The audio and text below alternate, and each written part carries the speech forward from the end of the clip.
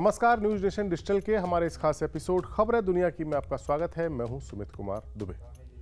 Donald Trump के अमेरिकी राष्ट्रपति पद का चुनाव जीतने के साथ ही ईरान के साथ उनकी दुश्मनी की चर्चा फिर से शुरू हो गई है और इस वक्त मिडिल ईस्ट में इजरायल के साथ जंग के तनाव से घिरा हुआ ईरान है, तो वहीं अमेरिका में एक नया खुलासा हुआ है कि ईरान ने ट्रंप को दोबारा राष्ट्रपति बनने से रोकने के लिए या उनसे अपना इंतकाम पूरा करने के लिए उन्हें मौत के घाट उतारने की सुपारी दी थी और ये सुपारी दी गई थी एक अफगानी फरहाद शकेरी को। हमारे आज के इस एपिसोड में हम बात करेंगे कि ये फरहाद शकेरी आखिरकार कौन है और क्यों ईरान ट्रंप की जान के पीछे पड़ा हुआ है। साथ ही आपको ये भी बताएंगे कि ट्रंप की जीत का असर मिडिल ईस्ट में कैसे साफ साफ दिखने लगा है और ईरान ने ट्रंप को वो क्या मैसेज दिया है। लेकिन पहले बात फरहाद शकेरी की। अमेरिकी शहर मैनहट्टन के संघीय अदालत में एक आपराधिक शिकायत दायर की गई है जिसमें आरोप लगाया गया है कि ईरान के IRGC के एक अधिकारी ने सितंबर में एक भाड़े के शूटर को ट्रंप की निगरानी करने यानी उनकी निशानदेही करने और उन्हें मारने की योजना बनाने के निर्देश दिए थे। शिकायत में बताया गया है कि फरहाद शकेरी नाम का ये शख्स ट्रंप की हत्या का जिम्मा इस शख्स को सौंपा गया था जो कि ईरान का सरकारी कर्मचारी था। शिकायत में यह भी कहा गया है कि शकेरी ने ईरान में रहते हुए FBI एजेंटों के साथ रिकॉर्ड की गई फोन पर बातचीत में इन साजिशों के कुछ डिटेल्स का खुलासा किया। शकेरी ने FBI को बताया कि उसने अधिकारी द्वारा मांगे गए 7 दिनों के भीतर ट्रंप की हत्या की योजना को प्रस्तावित करने की योजना नहीं बनाई थी। आरोप के मुताबिक ईरान के अधिकारियों को उम्मीद थी कि ट्रंप चुनाव हार जाएंगे और फिर उन्हें मारना शकेरी के लिए आसान होगा, लेकिन हुआ इसका उल्टा। ट्रंप चुनाव जीत गए। अब हम आपको बताते हैं कि ये शकेरी कितना खतरनाक है और ये कौन है। शकेरी एक अफगानी है जो अमेरिका में बचपन से अमेरिका में आकर बस गया था, लेकिन डकैती के लिए 14 साल जेल में बिताने के बाद, डकैती के आरोप में 14 साल जेल में उसने बिताए और उसके बाद उसको निर्वासित कर दिया गया यानी अमेरिका से बाहर कर दिया गया। अब वो भाड़े पर हत्या की साजिश के लिए ईरान में भर्ती किए गए बदमाशों का एक नेटवर्क चलाता है।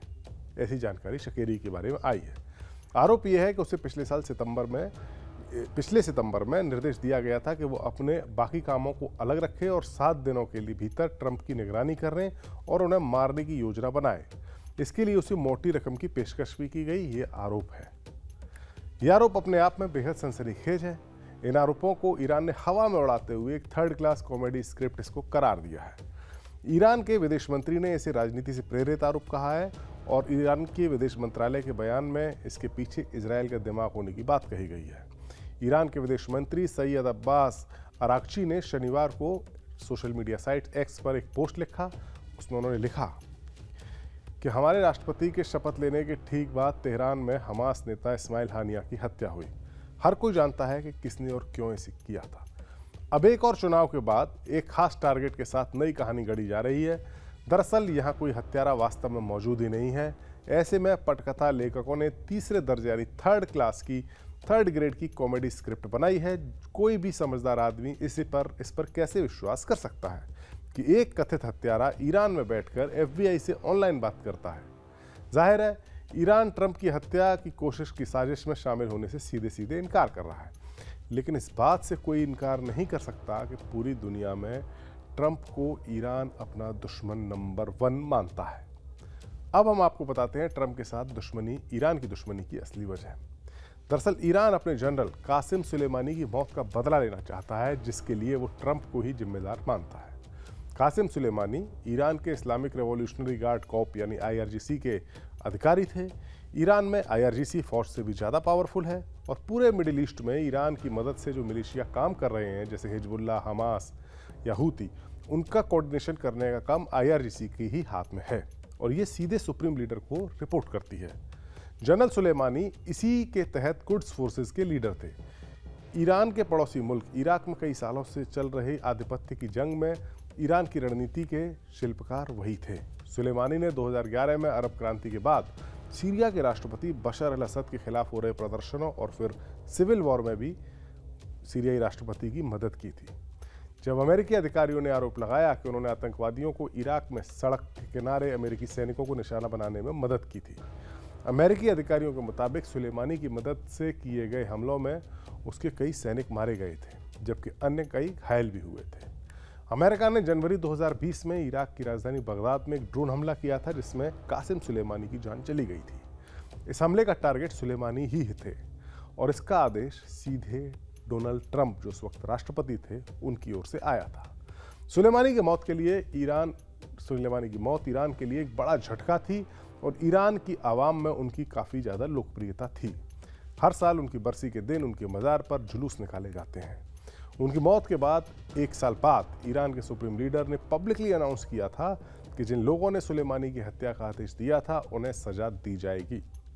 मीडिया रिपोर्ट्स के मुताबिक उस वक्त प्रेसिडेंट ट्रंप फ्लोरिडा में दोस्तों के साथ छुट्टियां मना रहे थे और उन्हें अपने दोस्तों से उन्होंने कहा था कि उन्हें खौफ है कि ईरान सुलेमानी का इंतकाम लेने के लिए उनकी हत्या तक करवा सकता है।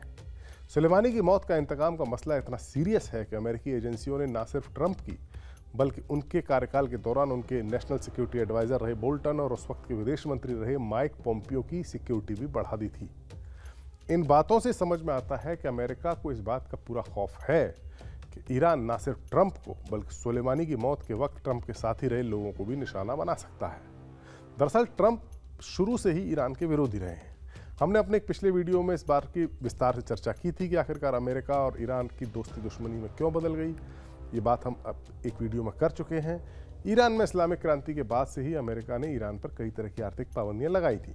उसके बाद ईरान ने परमाणु बम हासिल करने का प्रोग्राम चलाया तो उसे रोकने के लिए अमेरिका ने आर्थिक पाबंदियां और कड़ी कर दी, जिसके चलते ईरान के लिए बाहरी दुनिया के साथ व्यापार करना मुश्किल हो गया था। ट्रंप शुरू से ही ईरान के विरोधी थे। अमेरिका और ईरान के बीच सुलह की एक बड़ी कोशिश हुई थी बराक ओबामा के कार्यकाल में। उस वक्त ईरान के साथ एक न्यूक्लियर समझौता हुआ। इस समझौते के तहत ईरान ने अमेरिका, ब्रिटेन, फ्रांस, रूस और चाइना और जर्मनी के साथ समझौता किया था। इसे P5+1 एग्रीमेंट कहा गया था। इसके तहत ईरान अपने परमाणु कार्यक्रम को सीमित करने के लिए तैयार हो गया था, जिसकी एवज में उस पर लगी पाबंदियों में ढील दी जानी थी। लेकिन अगले ही साल अमेरिका में ट्रंप की सरकार बन गई 2016 में, और 2018 में ट्रंप ने इस डील से अमेरिका को पीछे खींच लिया। ये डील फेल हो गई और अमेरिका ने ईरान पर सबसे कड़े प्रतिबंध लगा दिए। ये पाबंदियां इतनी कड़ी थी कि भारत जैसा दोस्त देश भी ईरान से तेल नहीं खरीद सका था। जाहिर है ईरान ट्रंप की ब्लैक लिस्ट में शामिल मुल्क है और अब उनके दोबारा राष्ट्रपति चुने जाने के बाद ईरान की परेशानी बढ़ना तय माना जा रहा है। हमारा वीडियो आपको कैसा लगा कमेंट सेक्शन में जाइए और अपनी राय हमें जरूर दीजिए। नमस्कार। न्यूज नेशन अब व्हाट्सएप पर खबरों के ताजा अपडेट के लिए न्यूज नेशन के इस QR कोड को स्कैन करें।